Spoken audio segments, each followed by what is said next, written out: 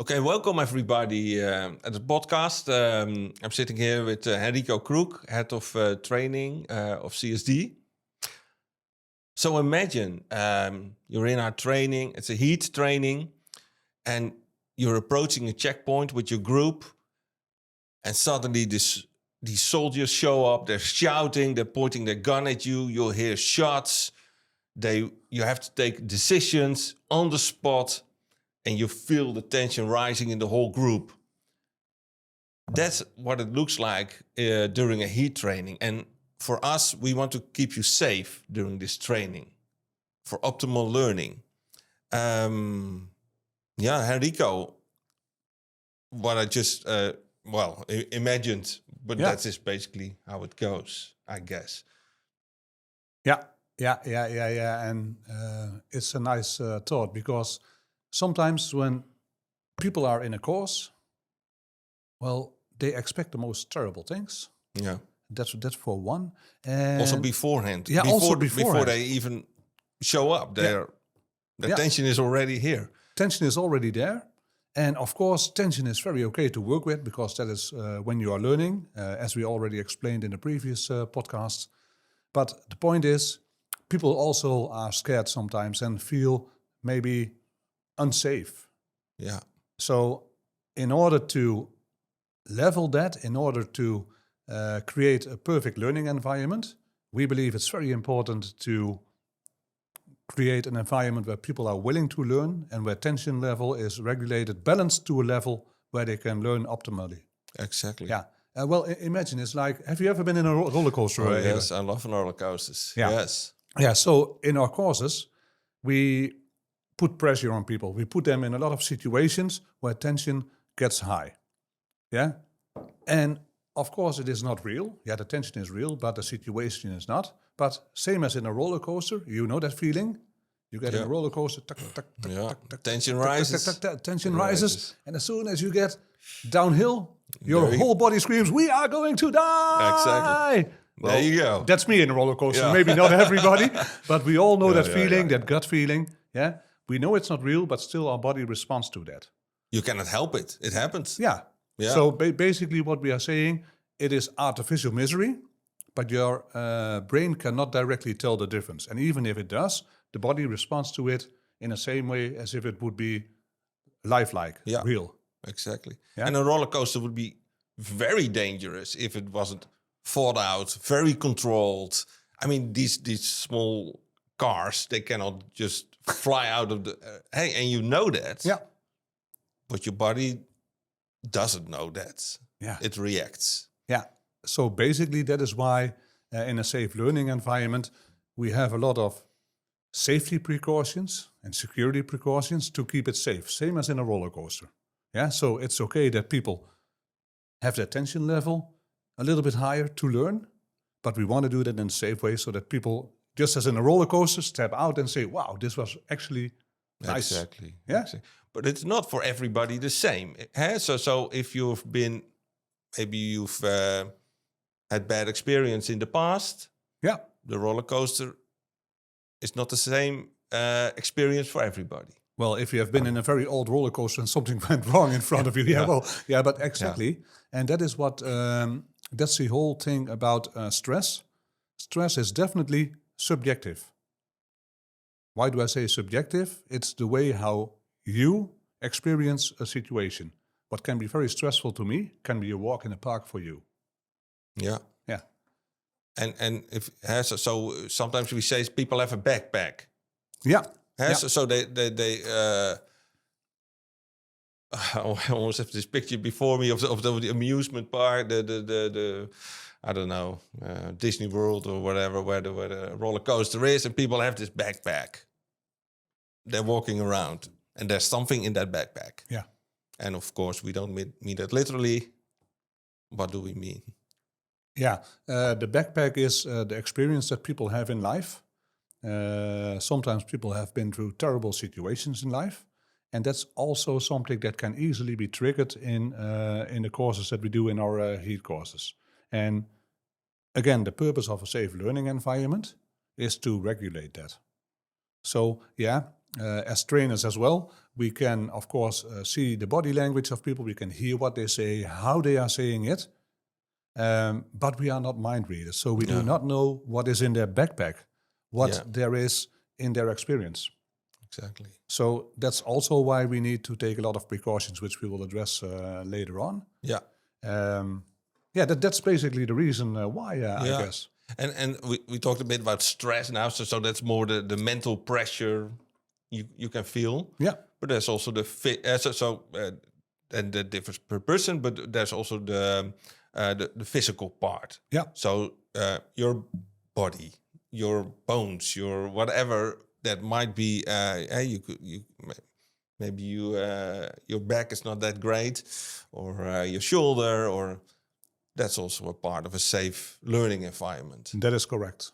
Yeah. Because it's easy because it's heat courses are not highly physical. You don't need to be an athlete to do it. A normal person can do a heat training. But if you have trouble with your leg, we need to know that, because there will be walking, there will be squatting, there will be movement, and then it's vital to know. Yeah, and that's indeed the only thing that people need to do. Are they able to kneel down? Are they able to lie down for a while? Are they able to run maybe a little bit? And if that's not possible, then we have to see how we can create that environment so that people can still do what they need to do within the course to be actively involved. Exactly. It's not if people have mental or physical limitations, that's not a problem. No. But we have to work with it during the course. Yeah. So we always talk about building blocks. So this safe learning environment is sometimes a bit abstract. But it consists of different parts. And it starts with the pre-course. So before the course starts, it already kicks in. Yeah. Every participant receives a mail with some pre-course information, and there are a lot of questions in it. One of the questions is if there is something that we need to know, people can already tell us that through email. And the need to know part is there something that we need to know in order to keep you physically and mentally safe? And that can be what we just spoke about. Yeah. We don't have to hear the whole story what people have been through, but we do need to know what extra precautions that we should take per participant. Exactly. And that can be like somebody says, well, I had a knee surgery, I cannot kneel down. Then we know for that person is not going to kneel down, but will just stand up or sit down. Exactly. Yeah. And that is pre-course, but also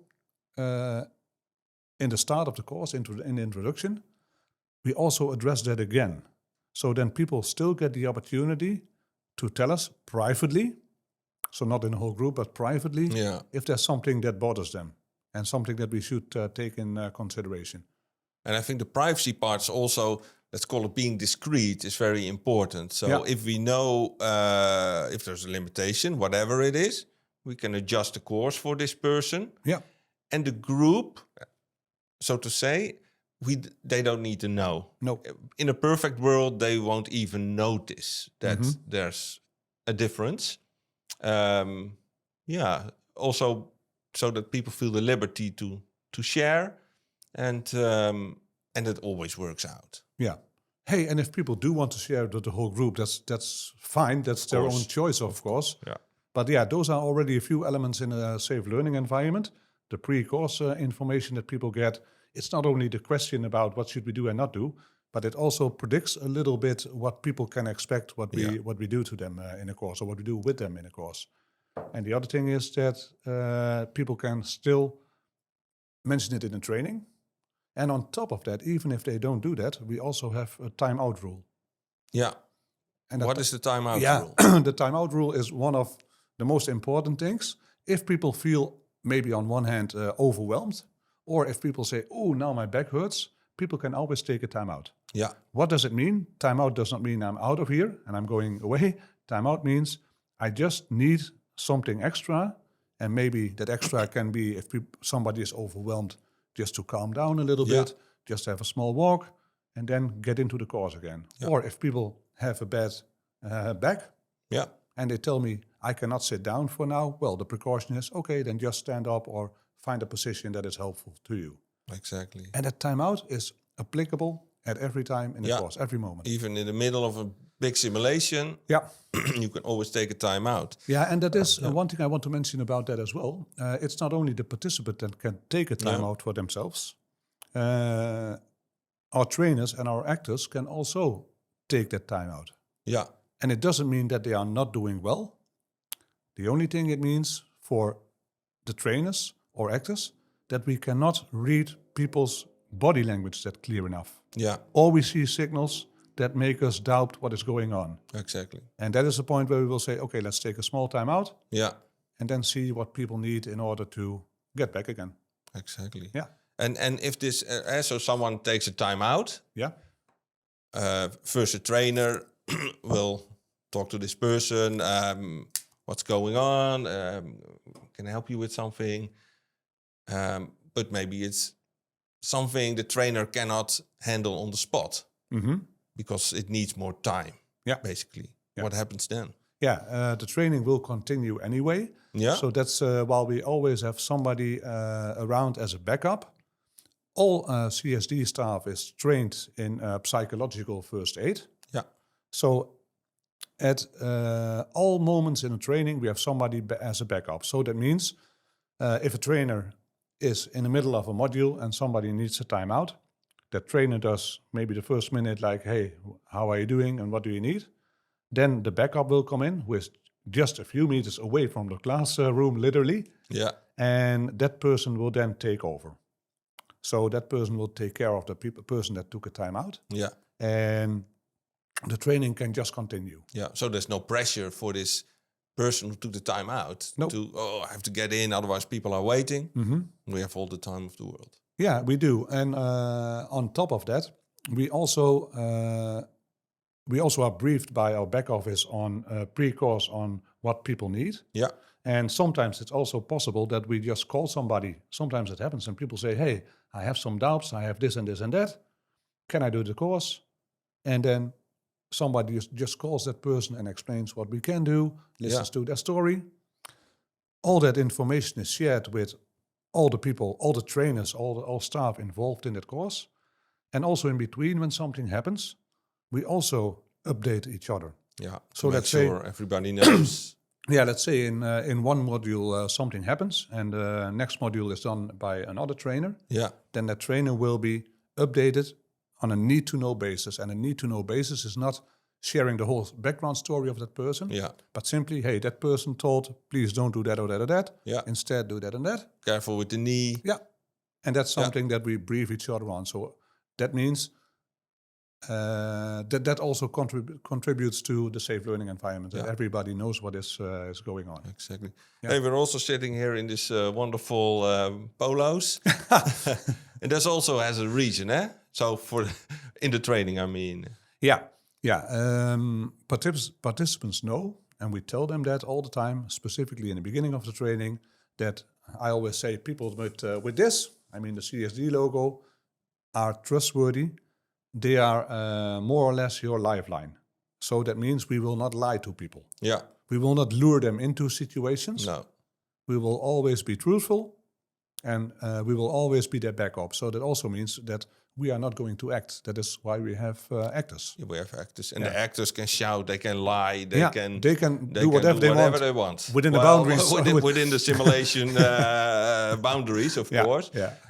But the trainer is outside the system, the simulations, the exercises. Yeah. And the trainer is always present, also with the more stressful exercises, such as a hostage exercise. Yeah.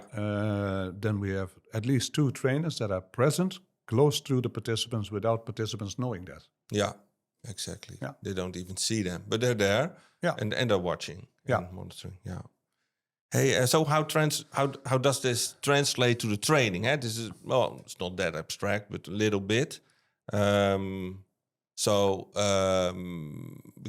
the participants, they're sometimes a bit worried what's going to happen, and so how does this work with an exercise, or Can you explain that a bit? Yeah, we believe that in a slow build-up, people learn more than when you, well, maybe to use another metaphor, we teach them how to swim before we throw them into the deep water. Exactly. And what does that mean? Of course, in every training, people should know why they are doing things. So the goal with every exercise is mentioned, hey, people, we are going to do this because that of that, yeah? So that people know up front, oh yeah, this is what the goal is. Why am I doing this? Well, for that reason. Yeah. That's one step. For example, with attention control exercise, that is an... What is that? Yeah, that's an exercise where we put people under some artificial misery with the goal of detecting their own stress signals. Because they're different per person. Yeah, and also not only detecting them, but also apply tools to de-stress themselves to an acceptable level. So first we tell the goal, this is why. Then we will give them the tools. So going back to the swimming, first we teach them how to make certain moves in the water without throwing them in the water. Yeah. And if they have practice with the tools, we are going to, again in the metaphor, put them in the water. Yeah. And then shallow water first. So translating, little stress. Yeah. So that they first can try out the tools in a simulated situation. And after that, so after that whole exercise, when people know how to use the tools, when people know how to de-stress themselves, then we are going to expose them to, let's say, an exercise such as a kidnap or hostage exercise. So you don't go from 0 to 100 kilometers per hour. It builds up the stress. Yeah. And it ends in most heat courses with a hostage situation, which is often seen as the highest stress level. Yeah. And what I've seen from the slow build-up is that the lower part of the build-up is seen as very, people are very tense. It's very stressful. And then we take them through this loop. It's getting higher, and then they go into the hostage, which is shouting and guns and what have you, and they can deal with it easier than in the lower part. Yeah, and that's how we know it works. That is correct. And sometimes people say after the hostage exercise, "Oh, that could have been a little bit more brutal, or a little bit more rough, or a little bit more shouting." Yeah. And then we talk about that, and then they realize, they can handle it because of the preparation. Exactly. That's also what we read back a lot in our surveys, that people really appreciate that slow build-up. Yeah. That people also say in the survey, hey, I felt safe because it was a build-up. And then we are not even done yet, because there's still more on that. There's still more, because then you get the after-action review or evaluation or whatever you want to call it. Yeah, and that can be, after-action review, evaluation can be multi-layered. It can be about, hey, what did you do that was effective? That then people learn that some tools they already have, that they work. And we can also talk about what can you do to make it a little bit more effective? So that is to adapt it a little bit better. But on top of that, and no, not on top of that, the other form is also to ask people, hey, how are you doing? Specifically after a exercise such as the kidnap exercise. The question is always, is everybody okay enough? What did you apply that was helpful? So what tools did you apply? And that's a quick hot wash after the exercise. Yeah. And that means 10, 15 minutes talking about that. And after that, we also have a obligatory for the participants, and the trainers and the actors. An obligatory decompression exercise. And so what is that? Yeah, the name already says it. We have put people under a lot of compression. Under a lot of compression. No, but we have put people in a context where it would not be normal to have that stress levels in the body. So the decompression is to even let go of that stress. And what do? We take them to an informal location, so the bar of the training venue. Yeah. And they can drink non-alcoholic drinks. Yeah. Why non-alcoholic? That's of course sounds quite logical. People under stress, feeding them alcohol would not be a good idea. No. But the point is, in that half hour, they can talk informally to each other they can get formal feedback in an informal way from the trainers and the actors. Yeah. And for CSD staff, that is a moment to look everybody in the eye and see how people are responding. Exactly. And if you see somebody, standing all by themselves a little bit like this, Still tense. then that's something that you give some extra attention, of course. Well, yeah. Yeah. Yeah. And it's a great moment to talk to your hostage takers, which in normal life is harder. that would be something, by the way. Yeah. Maybe we can invent a course for that. Yeah. No, but all fun and games aside, that really helps people to, I would say normalize it again, or Exactly. at least regulate their stress levels more than enough. We still tell them that after that, they can also feel some after effects overnight, maybe. Yeah. Because of your brain that needs to compute everything. Sometimes people sleep a little bit worse than normally. Yeah. Or are a little bit more cranky than normal. Yeah, exactly. And this is okay as long as it's not too long and too often. That is still that process. It doesn't happen that often, and people mostly sleep well. But that whole process of processing can last up till 2 weeks. Yeah. And that's a very normal thing. Yeah. It's a bit of a side road I'm taking now. Right. We also in the open heat courses with the standard curriculum, we don't wake people up at night. That's also some people think we, I don't know, wake them up and then they have to do something. I had one person, the second day of the course, that person was coming into the classroom, red-eyed, sitting like this. I said, "What's going on?" "I have sat all night next to my bed because I was sure that you were going to wake us up at night." That's such a waste. Yeah. And sleep deprivation is not a learning objective. It's not in the open heat course. There's no sleep deprivation. No. So also in a safe learning environment, we are predictable. We start at 8:30. You will be done this evening at 10 or whatever time. Yeah. And in between, nothing will happen. If something happens, then something really is going on. Exactly. Yeah? But not within the boundaries of the course. Hey, we just talked about the hostage, which is of course one of the more intense simulations. Yeah. But I mean, there's basically constant monitoring, because I remember you told me a story a while ago about somebody. I think it was a CPR, or maybe another trainer told me, but this was so CPR, mouth-to-mouth breathing.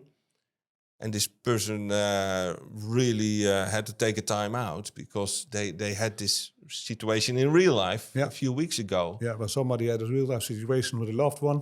Yeah.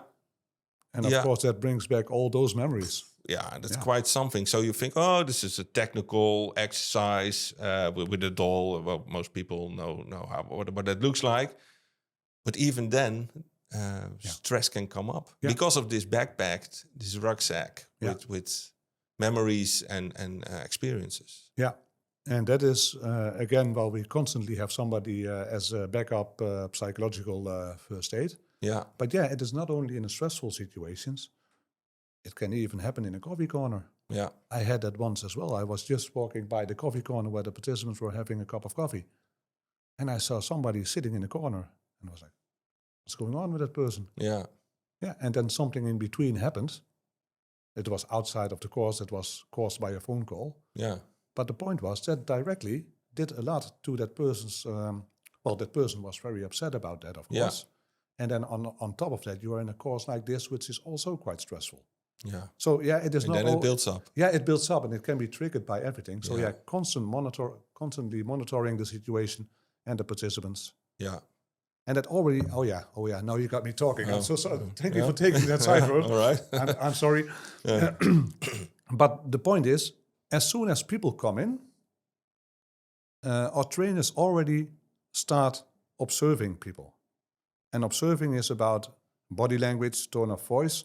What is this person's base level? Yeah, what they normally do. And maybe you cannot even say what they normally do because they maybe already come in a little bit stressed. Yeah. So there's also something in the first coffee break.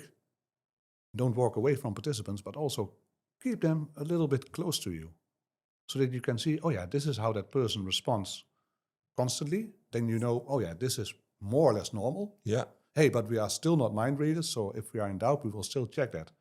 But the point is, if you then see different behavior, that's already one of the clues, one of the telltale signs that says, hey, let's There might be watch something. that person closely. Exactly. You do not have to jump on everything directly. That's not the point. No. But just constantly monitor it Exactly. and share it with your colleagues. Yeah, I think this is this is our safe learning environment during heat training. I hope everybody got an idea what it looks like. Is there something you would like to add? Or did we forget something? Basically two things. If you hear a story about how terrible it can be, that's maybe sometimes because your colleagues want to, maybe show off a little bit, or Something maybe like that. or something like that. That's one thing. And the other thing is, we are concentrating on all the bad things that can happen to you. And in real life, when you're traveling abroad, a lot of nice things happen as well. Exactly. And the most things that we train you on are very helpful, but it doesn't occur to you, it doesn't happen to you every day. No, exactly. It's an adventure, and the training is an adventure. But hopefully, all the voyages, all the travel. And people most of the time have a lot of fun during the course because it's not, we address very serious topics, but in a way that it also, creates a kind of light environment, I would say. Certainly, and people look back at the course as a great learning experience with fun. You make sometimes new friends, you meet people, and I hope this episode taught a little bit about the safe learning environment, and when you come to the course, you will feel safe. All right, see you next time. Thank you for watching. centerforsafety.org